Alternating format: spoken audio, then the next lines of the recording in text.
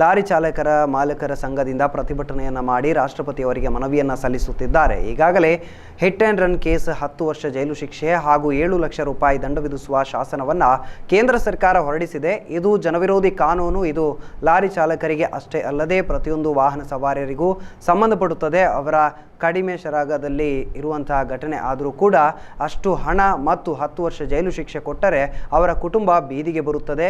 ಕೇಂದ್ರ ಸರ್ಕಾರದ ಈ ಕಾನೂನು ವಾಹನ ಸವಾರರಿಗೆ ತುಂಬ ತೊಂದರೆ ಕೊಡುತ್ತಿದೆ.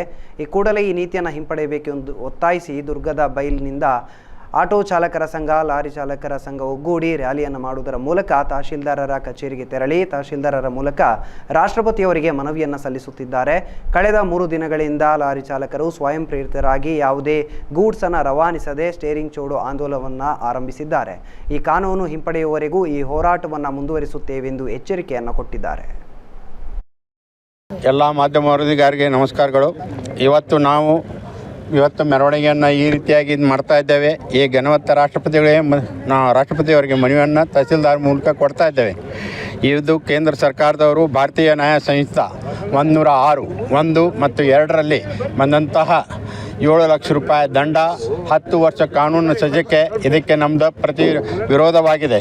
ಆದ್ದರಿಂದ ಇದು ಇಂಥ ಕಠಿಣ ಕಾನೂನನ್ನು, ಕರಾಳ ಶಾಸನವನ್ನು ಹಿಂಪಡೆವರೆಗೂ ನಮ್ಮದು ಹೋರಾಟ ಮುಂದುವರಿತದೆ. ಇದು ನಾವು ಮುಂದುವರಿಸ್ತೇವೆ.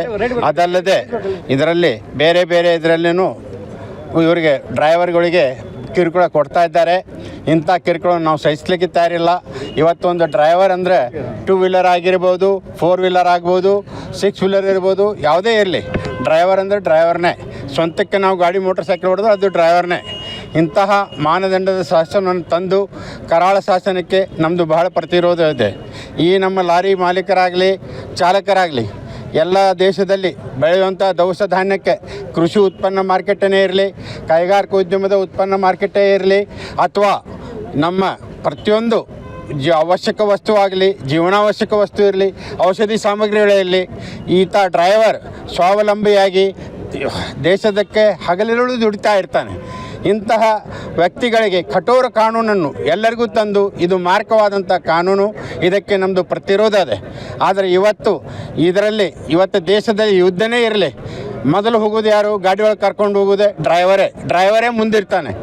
ದೇಶದ ಬೆನ್ನೆಲುಬು ರೈತ ಇರ್ಬೋದು, 2ನೇ ನಂಬರ್ ಡ್ರೈವರ್ಗೆ ಪ್ರಶಸ್ತತೆ ಕೊಡಬೇಕು ನಾವು.